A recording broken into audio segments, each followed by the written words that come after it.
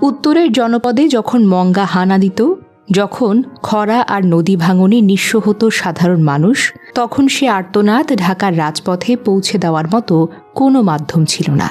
ঠিক সেই সময় একজন মানুষ কাঁধে ঝোড়া ব্যাগ নিয়ে ধুলোবালি মেখে গ্রাম থেকে গ্রামে ছুটে বেড়াতেন। তিনি কোনো রাজপুরুষ না, ছিলেন সংবাদের এক ফেরিওয়ালা। নাম তার মোনাজাত উদ্দিন। আজকের আধুনিক সাংবাদিকতার যুগে যখন এসি রুমে বসে খবর তৈরি করা হয়, তখন তিনি শিখিয়েছিলেন মাঠের সাংবাদিকতা কী জিনিস। 1945 সালে রংপুরের মাহিগঞ্জে জন্ম নেওয়া এই মানুষটির সাংবাদিকতার হাতেখড়ি হয়েছিল 60-এর দশকে বগুড়ার বুলেটিন পত্রিকার মাধ্যমে। ছাত্র জীবন থেকেই তিনি দেয়াল পত্রিকা বের করতেন।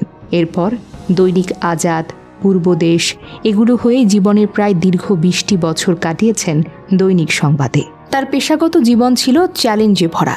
কারমাইকেল কলেজে পড়ার সময় বাবার মৃত্যুতে সংসারের হাল ধরতে হয় তাকে, কিন্তু শত অভাব অনটনও তাকে তার নেশা থেকে বিচ্যুত করতে পারেনি।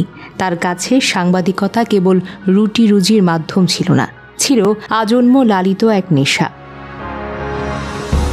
মোনাজাত উদ্দিন ছিলেন প্রান্তিক মানুষের প্রতিনিধি। উত্তরবঙ্গের অভাবী মানুষের হাহাকার, নদী ভাঙন আর মঙ্গার করুণ চিত্র তিনি নিপুণভাবে তুলে ধরতেন সংবাদপত্রে। একবার ভাবুন তো, রংপুরের কোনো অজপাড়া গায়ে যখন মহামারী ছড়িয়ে পড়ত, ডাক্তারের আগে সেখানে পৌঁছে যেতেন মোনাজাত উদ্দিন। তার সরেজমিন প্রতিবেদনগুলো ছিল সাধারণ মানুষের বেঁচে থাকার লড়াইয়ের দর্পণ। 19 জানুয়ারি 1992 সালে তার করা আসিরনকে নিয়ে সেই মর্মস্পর্শী প্রতিবেদনটি পুরো দেশকে নাড়িয়ে দিয়েছিল। তার লেখনীর শক্তিতেই বদলে গিয়েছিল অনেক অসহায় মানুষের ভাগ্য। মোনাজাত উদ্দিন ছিলেন এক আপোষহীন কলম যোদ্ধা। ক্ষমতার মোহ বা টাকার লোভ কখনো তাকে স্পর্শ করতে পারেনি।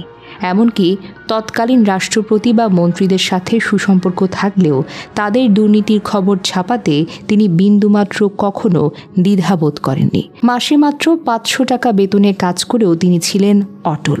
নিজের কোনো স্যুট নেই বলে বন্ধুর থেকে ধার নিয়ে বিদেশ ভ্রমণ করেছেন, তবুও তো আদর্শের কাছে আপোষ করেননি। তার লেখনীতে উঠে এসেছে চিলমারির একযুগ, কান শোনার মুখ কিংবা পথ থেকে পথের মতো অসাধারণ সব আখ্যান।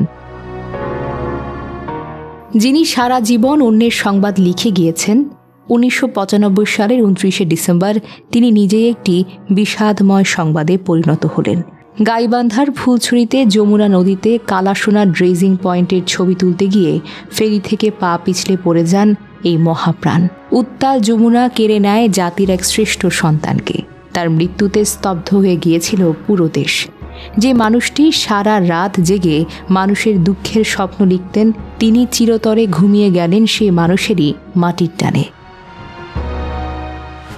আজকের উত্তরবঙ্গ হয়তো বদলে গেছে, সেখানে এখন আধুনিকতার ছোঁয়া, কিন্তু যেই ভিত্তিপ্রস্তর মোনাজাত উদ্দিন স্থাপন করে গেছেন তা যেন আজও অমলিন। তিনি আমাদেরকে শিখিয়েছেন, একজন প্রকৃত সাংবাদিক হতে হলে কেবল শহরের এসি রুমে বসে থাকলেই চলে না, মিশে যেতে হয় শেকড়ের মানুষদের সঙ্গে।